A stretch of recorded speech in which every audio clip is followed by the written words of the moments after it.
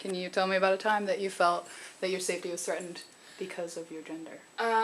Well, one situation was when I worked at a gym and I was a lifeguard, and there had been multiple instances with closing, because we closed by ourselves until midnight, where female lifeguards would have male customers take off their clothes and chase them around the like the pool facility. Like be naked? Yeah, like Wow. take their clothes off and try and attack them on a regular basis, and to the point where my operations crew members would tell me that, like, just to start banging on the glass to the front desk so that they could come, like, rescue me.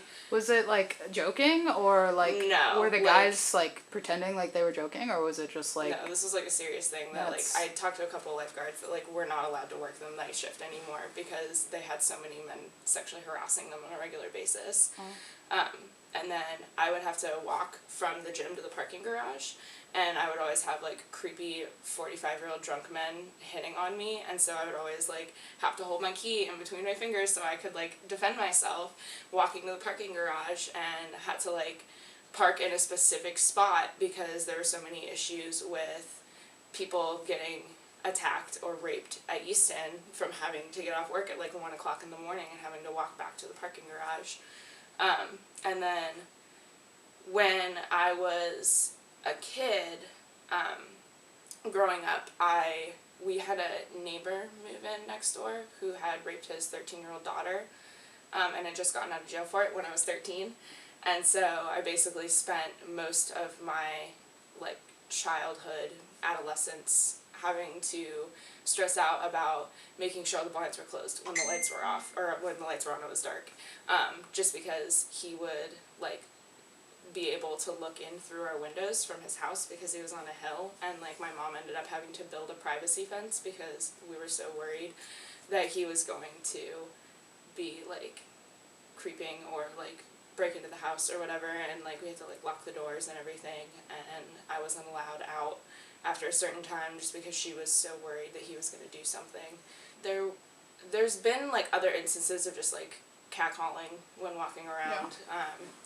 I refuse to go to parties or bars without Luke because I feel like I have to have someone there in case I somehow get drugged or whatever.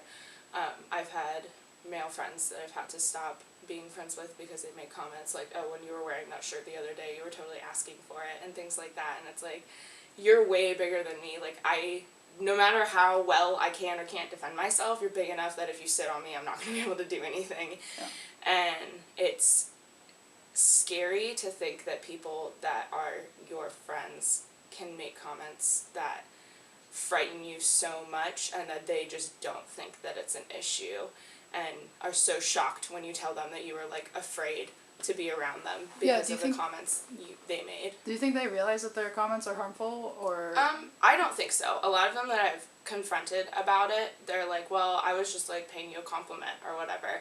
And I'm like, that's not a compliment. Saying you looked really good, or I really like that shirt on you, or whatever, is different. That's an appropriate way to acknowledge someone's attractiveness, but telling me that I'm asking for it, or that, you know, I looked really, even telling me I look really sexy when we're in a platonic relationship, that you know that that's pushing the boundaries, is inappropriate. And if you weren't sure, then you should have just said nothing. But in reality, like, that's so beyond appropriate. And how am I supposed to feel about that when you're 6'5" and weigh twice as much as I do? And how am I supposed to feel about having you in my house alone? Or like, I have one friend that he has anger problems, and I try to keep him out of my life, but he just like constantly will like show up at my house or text me, or like constantly, like I'll not talk to him for 6 months and he'll continue to try and have this like friendship or whatever. But like I'm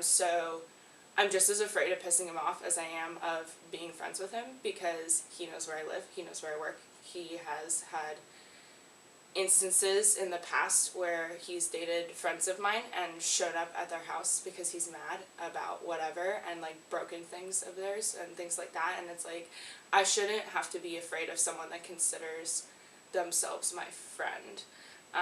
And I think that it's absolutely ridiculous that we as a society don't, like, punish that, and that we kind of almost, like, encourage that, you know, and it's the whole thing of, like, well, you know, oh, they're just, you know, they just like you, that's why they're being mean to you or whatever, and it's like, but we can't encourage that from a young age, because then you have these young adult men that haven't realized yet what they're doing, and then blame women for the fact that they aren't in a relationship, and then treat their female friends the same way that they treat women that they want to be in a relationship with. And it's like, what are we supposed to do about that? Like, I shouldn't have to be in fear of my male friends, and not all of them are like that, but just the fact that I have to be wary of that, and then I have to take extra precaution when meeting someone new or spending my first day alone with another man, to make sure that I'm not going to compromise my own safety in the process.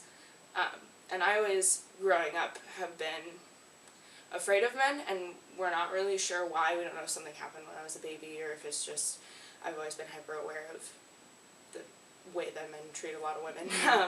But, like, I used to be so anxious that I couldn't get into an elevator with a man unless I knew them extremely well, or even like men that were police officers or any kind of adult man, was just like, I could not be alone near them, or I was so terrified that something was going to happen.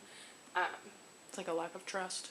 Right, exactly. Like, there's always been that fear there with being able to be around an adult male, and being able to even trust that they're going to act respectfully and not try and assault me or, you know, make me feel like I'm unsafe. So that's always been fun. Yeah. One instance was, when I was a freshman in high school, I got into an extremely unhealthy relationship with a senior, and ended up being sexually and physically abused for about 6 months, and it was really bad, and I ended up attempting suicide and having to be in a mental health care facility for a week, and I struggled with that for a while, but when I went back to school, and I think this was solely because I was a girl, I was basically told that I was a whore, and that I was lying, and that none of this had happened, and I deserved to die, and I deserved to kill myself, and that was all I was worth, because I was ruining this young man's life. And in reality, he didn't have any charges pressed against him. He had a protection order put in place, and I fought to make sure he could graduate at that school and with his friends before he was not allowed to be within 500 yards of me. And I still had my entire high school life ruined. And I went back to that school 4 years after I had left, and there were still freshmen that knew of my reputation, that had never met me and had never gone to school with me. And I think that was completely based on the fact that I was a girl. Who was saying those things? Like, a lot of, like, students, peers. or yeah, a lot of peers. I think that. Was the school blaming you too, or? No, I think the school was pretty willing to kind of work with it, but I also think that they did nothing about the bullying or the issues involved in that. It was always like, oh, well, we can't trust you to do anything because you're going to try and kill yourself, but they refused to address the issues. Like, there was a time where I had gone to a mental health facility and no one knew about it, and all of my peers apparently thought I was dead, and they were, like, leaving messages on my phone for my parents to find about how I, like, deserved to die and all this other stuff. Jeez. And the school did nothing. And I think that a lot of that has to do with the fact that I was a girl. There was a girl that got raped at knife point in the bathroom by someone else, and they were more concerned with covering it up than they were with making sure she got any kind of justice from it. And this kid was not even, like, you know, the stereotypical football star or whatever. This was some, like, goth kid that was in the arts program that they probably didn't even care about, because he wasn't going to get them a whole bunch of money from, you know, any kind of sponsorship or whatever. And they still didn't, I feel like, do anything to prevent that. There were teachers that, you know, there's the all fun dress code. And there were teachers that would, like, look you up and down and, like, obviously be, like, really creepy with how they're looking at you like some 50-year-old teacher, and then make you go change because of something you were wearing or whatever, and it's, like, it's so not okay that that's happening. I also worked at a Christian horse camp thing as a assistant counselor when I was 16 and an instructor, and it was so bad that I can't even go back there, because there were so many issues of, like, there was a girl that went to hang out with this guy, and she shouldn't have been there by herself with him because that was against the rules, but at the same time, like, they were, like, looking at stars, and she fell asleep, and she woke up to him kissing her, and she got fired, and he did not. He's been there for 3 years now.